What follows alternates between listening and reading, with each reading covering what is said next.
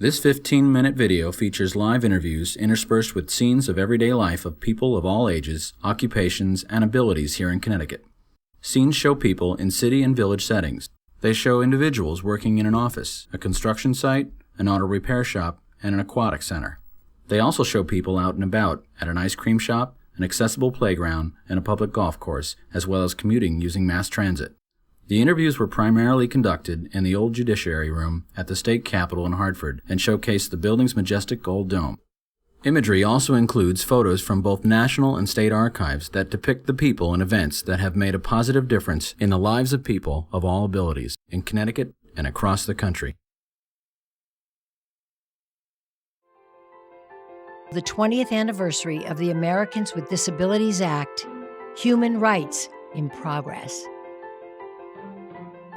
The Americans with Disabilities Act, the ADA, was signed into law in 1990.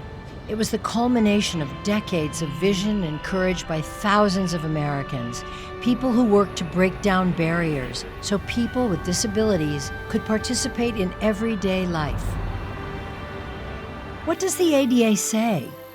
That people with disabilities have the same rights as people without disabilities. We have the right to enter a building, the right to live in a community, the right to travel freely, and the right to communicate. We have the right to work, like everyone else. Because of people who took up the fight for human rights, we've all grown. As individuals, parents, employers. We've grown as a country, simply because when people with disabilities move forward, we all move forward. But we're not there yet. After 20 years, there are still barriers to take down, more stigmas to lift, more stereotypes to change. For an equal shot at life, whether you're a child, a student, a veteran, or a senior. As the ADA Coalition of Connecticut reflects on this groundbreaking law, we asked some of the country's most respected advocates for people with disabilities, people Connecticut can call its own, to share their thoughts on human rights in progress. 1 in 5, the number of Americans who have disabilities. Sources, U.S. Census Bureau 2000, the National Organization on Disability Harris Interactive Survey of Americans with Disabilities, 2004. It was U.S. Senator Lowell P. Weicker Jr., later governor of Connecticut, who helped make the ADA a reality. We're talking now about all aspects of life. We're talking about housing, we're talking about work, we're talking about general living. To be denied all those things in the United States of America was pretty appalling. But piece by piece, we started to put together a life. It culminated in the ADA. The person I give the most credit for, I'll be honest, is Eunice Kennedy Shriver. Back in the 1800s, many states and municipalities passed ugly laws, what were known as ugly laws, i.e. if you looked different, you were not allowed to be on the public streets. You literally were to be out of sight and out of mind. And if you weren't, you were fined and incarcerated. Eunice took that population and made America come face to face with it in terms of seeing for the first time the disabled. So before you can pass any laws, you can't pass them for a mystery group, if you will. There have to be real people. And in the Special Olympics, knowing of the Americans' love for sports, Eunice brought us face to face with our neighbors, 45 million of them. Melissa Marshall is a lawyer, long-standing disabilities advocate, and national ADA trainer. She is the executive director of the Connecticut Business Leadership Network. The ADA is the most powerful piece of legislation that protects the rights of people with disabilities in history. It's civil rights legislation, and nothing has been enacted anywhere in the world that's as strong and as powerful. The change has been immeasurable. I've seen people with disabilities more in the workplace, in the community, and in the media. Suddenly people with disabilities that were invisible are much, much more visible now, and that's huge. Candace Lowe, Executive Director, Independence Unlimited. Candace is an advocate for people with all types of disabilities. I have a youth group in my organization, so I did a poll of them, what barriers do you have when you're out in the community? And when the kid said, I don't have any barriers, he was used to a wheelchair. And I gave that to I thought, that's really great, that they have not encountered the barriers that we have. It doesn't mean there aren't any barriers out there. It just means that the access from the ADA, especially physical access, is becoming more of a norm than it was 20 years ago. Disproportionately high, the unemployment rate of people with disabilities compared to people without disabilities. Governor Lowell P. Weicker Jr. I think that if employers understand that these individuals can do a great deal, not necessarily every job out there, any more than I can play a grand piano in Carnegie Hall. I can do politics and government. Well, so can these individuals perform a valuable task for somebody that's out there, if given the chance.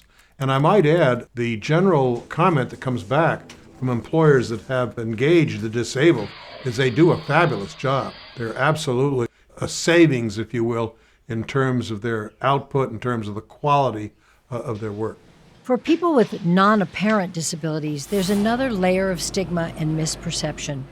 Karen Kangas, Executive Director, Advocacy Unlimited. After I got out of the hospital, I said to my psychiatrist, I just lost my job as a principal of a school, and I had a doctorate in education, so it wasn't the education part of it. And I said to him, so what do you think I should do? And he said, you'll never work again. And I'm like thinking, I'm like 30 years old and I'm never going to work again. So what do you think I'm going to do with the rest of my life? And he said to me, he said, don't wear your heart on your sleeve. Just go about your life. And I thought, how cruel, actually. And so what life is that? And I had no way of knowing that there might be another, an avenue. And I think about now, I think people know about the ADA, and I think they know it's pretty strong. And I think they know that if they went to and get some legal aid, some legal assistance anywhere, that they would probably, someone would say to them, wait a minute, your life isn't over. Let's see what we can do. It takes two, a qualified person with a disability and an employer to give that person a chance. With funding from the Centers for Medicare and Medicaid Services, Connecticut has created and manages Connectability, an initiative that helps employers and people with disabilities work together. Joelle Hayes, Second Vice President, Diversity Travelers. When you think about what would happen if we didn't have the ADA, I think that there would be many organizations who would be in a position that would not be able to advance and certainly be able to compete within the global marketplace, because we wouldn't be able to provide access to the full scope of the American population. So if you think about in a business, if we did not have a ramp or other accessible accommodations, we might not have the individual who brings to bear the best business idea that we've ever seen. Less than $500. The average cost to an employer for an accommodation. Nearly half of accommodations cost nothing at all. Source, Job Accommodation Network, JAN. U.S. Department of Labor, January 2009. According to the ADA, you can't force children or adults with disabilities to live in institutions unnecessarily, including institutions for people with intellectual disabilities, as well as psychiatric hospitals and nursing homes. Peg Dignotti, former executive director of the ARC of Connecticut, has made her life's work helping people with disabilities integrate into the community. She helped close Connecticut's Mansfield Training School, an institution that once housed nearly 2,000 men, women, and children with intellectual disabilities. The ADA has hastened the phasing out of institutions across the country and the development of community services. I will never forget, as a young advocate, when I toured the large institutions for people with intellectual disabilities that were in the towns of Mansfield and Southbury in Connecticut. The sights and the sounds and the smells are with me even today. They're warehouses for people. They are just not where people need to live. And then the ADA helped us by saying, not only do we not need them, it's a violation of their civil rights to force people to live in those places unnecessarily. So it gave us a great assist in our fight to move people into their rightful place in the community. Governor Lowell P. Weicker, Jr. Any way you look at it, it's where the dollars are that matters. You can have all the laws in the world. Without the dollars, it doesn't happen. Stan Kozlowski, co-founder, ADA Coalition of Connecticut. Stan worked as the Americans with Disabilities Act coordinator for Governor Weicker. Most people think of the ADA as a law that requires building accessibility, and it certainly does that. But it also covers communications access for people who are blind or people who are deaf or hard of hearing.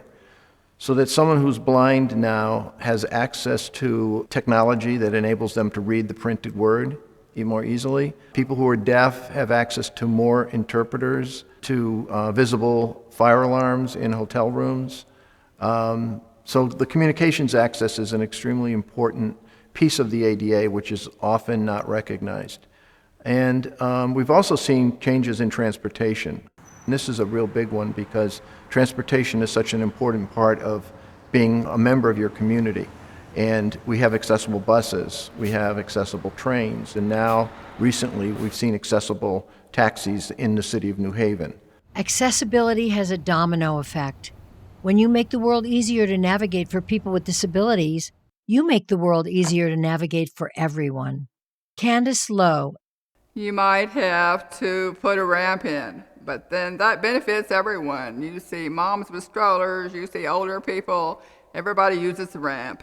The ADA's stand on community integration helped lay the framework for programs throughout the country that helps people with disabilities and elders live in the community. In fact, in Connecticut, there are a number of programs that prevent people from having to live in an institution as well as help them return home. But that's just the beginning. So where do we go from here? Stan Kozlowski. My hope is that we can break through this employment barrier, but hopefully in 20 years, that percentage of employment will go up. Melissa Marshall. What people and corporations need to know is that it's not too late to start. We're 20 years since the ADA has been passed. It's the anniversary. It's okay to begin now. It's not too late. Candace Lowe. And I think that's what people need to see, where the attitude change needs to come. That we're people first. Karen Kangas. I wish that, and I think in this case I'm talking about mental illness, I wish it were no longer hidden, that people would just disclose. Because I think if everybody disclosed at 12 o'clock on Saturday, noon or night, it would be over. We wouldn't have to be stigmatized, we wouldn't have to be ashamed. We could just walk around and say, oh, by the way, I have mental illness. But we don't do that. Peg Dignati. If we want to make sure that people with intellectual disabilities don't ever land in congregate settings like institutions, we have to be certain that programs for them to reach their potential start when they're very young. Joelle Hayes. The real test of providing opportunity to individuals is that freedom of choice. Are there multiple ways that people can enter? Are we thinking about other barriers that might be a challenge to individuals? How do we allow people to fully participate in the life of this company and the life of this society? I think that's the challenge moving forward, moving from simply access to freedom and choice. Stan Kozlowski. That's the hardest thing to accomplish. You can build a ramp into a building, but the challenge for the ADA now is how do we build ramps into people's minds? Melissa Marshall. This is just a level playing field to get equal rights. It's not better rights, it's equal rights.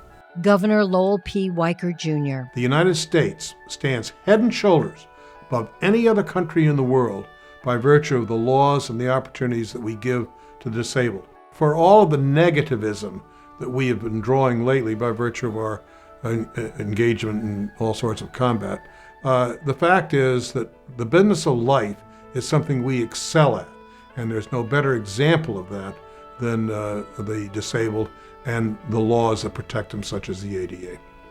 There are so many more buildings to modify, so many mindsets to change, so much more work to be done to help the progress of human rights and disability rights progress. The ADA Coalition of Connecticut wishes to thank all who shared their insights and personal struggles to make this video possible. Governor Lowell P. Weicker Jr., Ricardo August, Greg Bradford, Matt Cavadon, Jovan Davis, James DeVoe, Peg Dignati, Michelle Dupree, Lisa Ellis, Kathy Flaherty, Jackie Gardner, Joelle Hayes, Claude Holcomb, Karen Kangas, Stan Kozlowski, Colleen LeBlanc, Candace Lowe, Santino Mags Magnano, Melissa Marshall, Matt Nyland, Bill Shivo, Mike Serrano, Regina Stankaitis, Phyllis Lotnick, and Connectability. We thank the Disability and Business Technical Assistance Center, New England ADA Center from the National Institute on Rehabilitation and Research for their continued support. ADACC Video Committee co-chairs Evelyn Oliver Knight and Jan Van Tassel. Production of the 20th anniversary of the Americans with Disabilities Act, Human Rights in Progress, was funded by Connectability, copyright Americans with Disabilities Act Coalition of Connecticut, ADACC, 2010. This is Susan St. James. Thanks for being a part of this presentation of the 20th anniversary of the Americans with Disabilities Act, Human Rights in Progress. To learn more, please visit www.adacc.net.